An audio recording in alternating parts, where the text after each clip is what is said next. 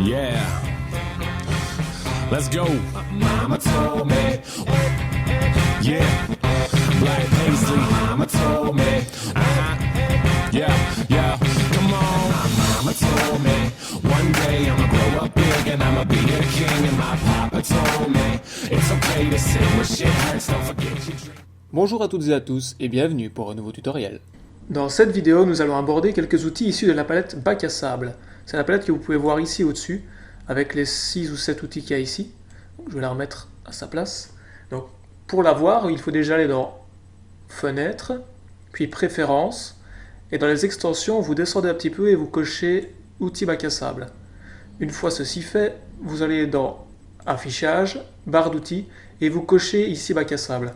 Alors si elle ne s'affiche pas la première fois, il faut le décocher et le recocher, c'est un petit bug du programme, mais ça ne reviendra pas par la suite.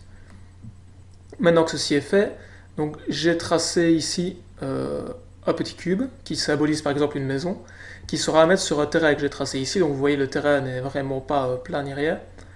Et ceci est la forme en 2 dimensions du cube ici, qui sera à projeter sur le terrain. Donc on va d'abord tracer le terrain, pour ce faire on sélectionne toutes les lignes qui délimitent le terrain, et les courbes de niveau, etc. s'il y en a au milieu. Et on va cliquer ici sur « À partir des contours », ce qui trace un terrain.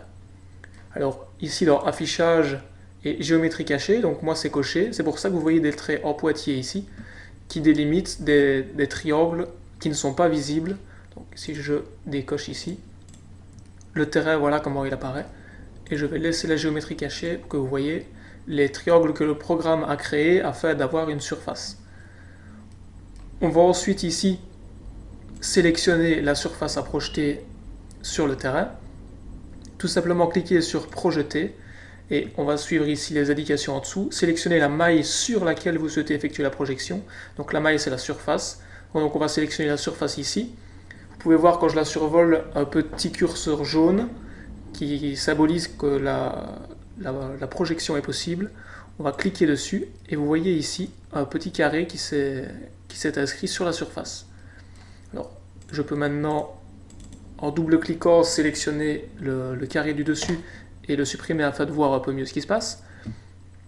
On va maintenant rentrer dans le groupe qui a été créé lorsqu'on a créé le terrain et on peut maintenant supprimer les morceaux de surface en les sélectionnant et en appuyant sur la touche Delete. On peut supprimer les morceaux de surface qui nous gênent pour y mettre la maison. On va recliquer maintenant à l'extérieur du terrain, de manière à avoir tout ici en non grisé. On va sélectionner le cube qui symbolise ici une maison par exemple, mais bon ici j'ai fait un truc plus simple.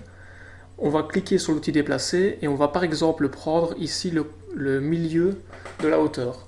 Donc sur votre maison, si vous avez un niveau 0, etc. qui doit correspondre à un certain point du terrain, il vous suffit de tracer par exemple comme ceci une ligne à partir de ce point, voilà, et vous n'avez plus qu'à sélectionner toute la forme, moins celle-ci, donc en appuyant sur majuscule et en cliquant sur la ligne, et maintenant en déplaçant la forme, on va prendre l'extrémité, donc qui est la même chose que la moitié de la hauteur, et on va aller la mettre, hop, ici.